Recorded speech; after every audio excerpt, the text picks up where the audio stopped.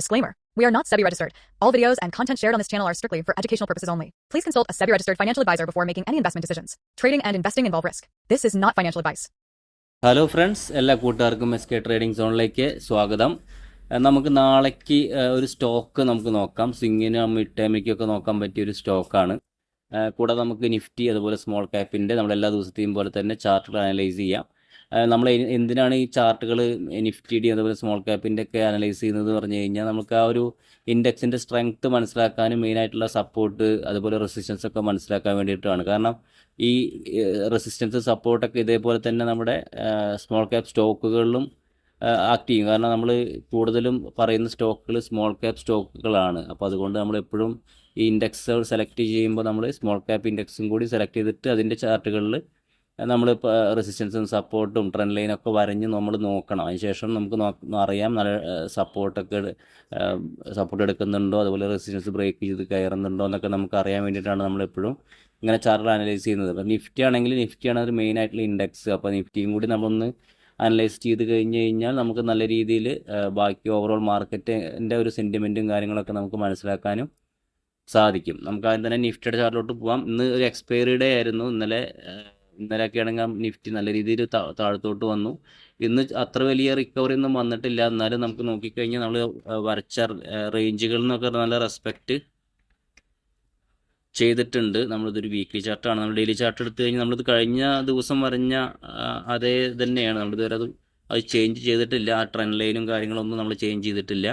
ഏകദേശം നമ്മൾ വിചാരിച്ച പോലെ തന്നെയാണ്. ഈ ട്രെൻഡ് ലൈൻ എന്നൊക്കെ കണ്ടില്ലേ, കറക്റ്റായിട്ടുള്ള ഒരു റെസിസ്റ്റൻസ് വന്നത് കണ്ടോണ്ട് ഈ റേഞ്ചിൽ നിന്ന് താഴത്തോട്ട് വന്ന് ഈ റേഞ്ച് ഉണ്ട് റെസിസ്റ്റൻസ് ആയി വീണ്ടും താഴത്തോട്ട് വന്നു. വീണ്ടും നമ്മൾ ആ ലൈനിൽ നിന്ന് തന്നെ വീണ്ടും റെസിസ്റ്റൻസ് ആയി താഴത്തോട്ട് വന്നു.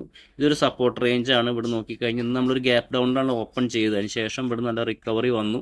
ഇനി നമുക്ക് നോക്കുകയാണെങ്കിൽ ഇവിടുന്ന് ഒരു ഡബിൾ ബോട്ടം ക്രിയേറ്റ് ചെയ്തിട്ട് ഈ ഒരു റേഞ്ച് നമ്മുടെ മെയിൻ ആയിട്ടുള്ള റേഞ്ച് ഇതാണ് 24,600 എന്നുള്ള ഈ റേഞ്ച് ബ്രേക്ക് ചെയ്താലാണ് ഞാൻ നിഫ്റ്റിയിൽ നല്ലൊരു സ്ട്രെങ്ത്ത് പ്രതീക്ഷിക്കുന്നുള്ളൂ. അതുവരേക്കും ഒരു സൈഡ് വേസ് മാർക്കറ്റ് ആവാനാണ് കൂടുതലും സാധ്യത. ഈ റേഞ്ചിൻ്റെ ഉള്ളിൽ കടന്നിട്ട് കളിക്കാനായിരിക്കും സാധ്യത. അപ്പോൾ അത് അല്ലാണ്ട് നല്ലൊരു ബ്രേക്കൗട്ട് കിട്ടുകയാണെങ്കിൽ നല്ലതായിരിക്കും. ഈ FISൻ്റെ സെല്ലിംഗ് ആണ് ഇപ്പോൾ കൂടുതൽ പ്രശ്നമായിട്ട് വരുന്നത്. പിന്നെ ഈ ജിയോ പൊളിറ്റിക്കൽ ഇഷ്യൂസും ഒരു സൈഡിൽ കൂടെ നടക്കുന്നുണ്ട്.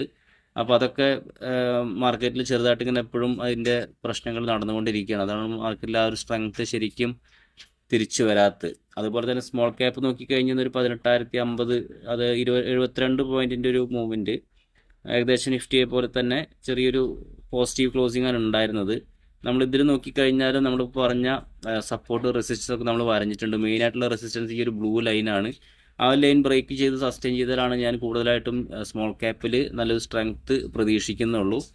ഇത് നോക്കിക്കഴിഞ്ഞാൽ ഏകദേശം നമ്മുടെ നിഫ്റ്റിയുടെ ചാർട്ട് പോലെ തന്നെയാണ്. ഏകദേശം ഉണ്ട് ഇതേ റേഞ്ചിൽ നിന്ന് മേലോട്ട് പോയി താഴത്തോട്ട് വന്നു, വീണ്ടും മേലോട്ട് പോയി. ഈ ഒരു ഗ്രീൻ ലൈൻ സപ്പോർട്ട് എടുത്തിട്ടില്ലെന്നെങ്കിൽ ചെറുതായിട്ട് താഴത്തോട്ട് വന്നിട്ട് വീണ്ടും ഒരു ഡബിൾ ബോട്ടം ക്രിയേറ്റ് ചെയ്തിട്ട് മേലോട്ട് പോകാനും സാധ്യത ഉണ്ട്. അതല്ല ഈ ഒരു ബ്ലാക്ക് ലൈൻ അതായത് 17,500 ബ്രേക്ക് ചെയ്ത് കഴിഞ്ഞാൽ സ്മോൾ ക്യാപ്പിൽ വീണ്ടും നല്ലൊരു സെൽ ഓഫ് വരാനും മാർക്കറ്റ് വീക്കാവാനും സാധ്യത കൂടുതലാണ്.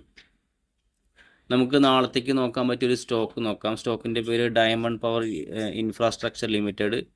അപ്പോൾ ഈ ഒരു സ്റ്റോക്ക് ഇന്നൊരു 6% മൂവ് ചെയ്തിട്ടുണ്ട്. നല്ലൊരു ഇൻട്രസ്റ്റിംഗ് ചാർട്ടാണ് സ്റ്റോക്ക്. അപ്പോൾ നമുക്കിതൊരു ഡെയിലി ചാർട്ടാണ്. നമുക്കൊരു വീക്ക്ലി ചാർട്ട് എടുക്കാം. വീക്കിലി എടുത്തു കഴിഞ്ഞാൽ ഈ സ്റ്റോക്ക് ലിസ്റ്റ് ചെയ്തതിന് ശേഷം എപ്പോഴും അങ്ങനെ യൂസ് അടിച്ചുകൊണ്ടിരുന്ന ഒരു സ്റ്റോക്കാണ്. നിങ്ങൾക്ക് നോക്കി ഈ ക്യാൻഡിൽസ് ഉണ്ട്, വീക്കിലി ക്യാൻഡിൽസ് ഒക്കെ നോക്കിക്കഴിഞ്ഞാൽ നിങ്ങൾക്ക് അറിയാം യൂസ് അടിച്ച് മേലോട്ട് പോയൊരു സ്റ്റോക്കാണ്. അതിന് ശേഷമാണ് വീണ്ടും കുറച്ച് വോളിയൊക്കെ കയറി വന്ന് സ്റ്റോക്ക് ഒന്ന് സ്റ്റേബിളായിട്ട് ഇപ്പോൾ ഒരു മൂവ്മെൻറ്റ് തരുന്നത്. അപ്പോൾ നമുക്ക് ഈ ഒരു സ്റ്റോക്കിൻ്റെ വീക്കിലി ചാർട്ട് എടുത്തു കഴിഞ്ഞ് കഴിഞ്ഞാൽ ഈ ഒരു ബ്രേക്ക് ഔട്ട് റേഞ്ച് ഉണ്ട്. നല്ല രീതിയിലൊരു വീക്കിലി ക്യാൻഡിൽ ബ്രേക്ക് ഔട്ട് നടന്നു.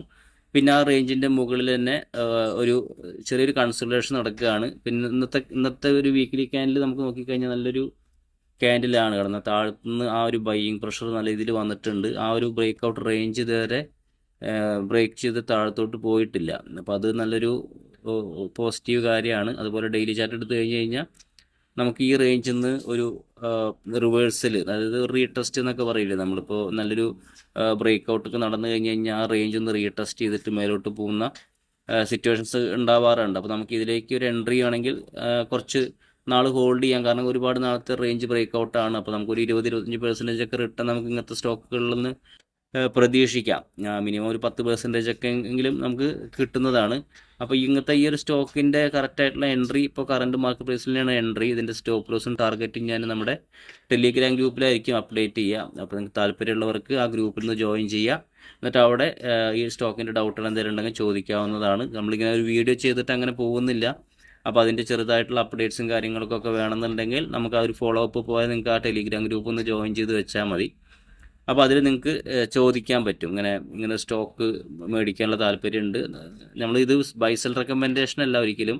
നിങ്ങളൊരു എഡ്യൂക്കേഷൻ പർപ്പസിനെ മാത്രമായിട്ട് കാണാൻ ശ്രമിക്കുക. അപ്പോൾ നിങ്ങൾക്കും ഈ ടെക്നിക്കലി നിങ്ങൾക്ക് അതുപോലെ വാച്ച് ചെയ്യാൻ പറ്റും. നമ്മൾ പറഞ്ഞ റേഞ്ചുകളൊക്കെ റെസ്പെക്റ്റ് ചെയ്തിട്ട് സ്റ്റോക്ക് മേലോട്ട് പോകുന്നുണ്ടോ അതോ നേരെ തിരിച്ചാണോ സംഭവിക്കുന്നത് എന്നൊക്കെ നിങ്ങൾക്ക് നോക്കാവുന്നതാണ്. കാരണം നമ്മൾ പറയുമ്പോൾ എല്ലാം കറക്റ്റായിട്ട് നടക്കണമെന്ന് യാതൊരു നിർബന്ധവുമില്ല.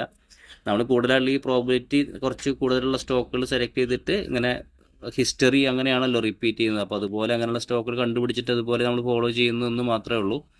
അപ്പോൾ അതുകൊണ്ട് നിങ്ങൾക്ക് നമുക്ക് എന്താ പറയുക, എനിക്കിത് വർക്കാവുന്നുണ്ട്. അപ്പോൾ എല്ലാവർക്കും ഇത് വർക്കാവുമെന്ന് നമുക്കറിയില്ല. അപ്പോൾ എൻ്റെ ഒരു സ്റ്റൈൽ ഈ രീതിയിലാണ്. അപ്പോൾ നിങ്ങൾക്ക് വേണമെങ്കിൽ നോക്കി ചെയ്യാവുന്നതാണ്.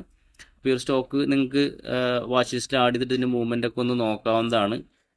അപ്പോൾ നമുക്ക് നാളെ ഇതുപോലെ മറ്റൊരു വീഡിയോ ഇട്ട് കാണാം. Okay friends, thank you.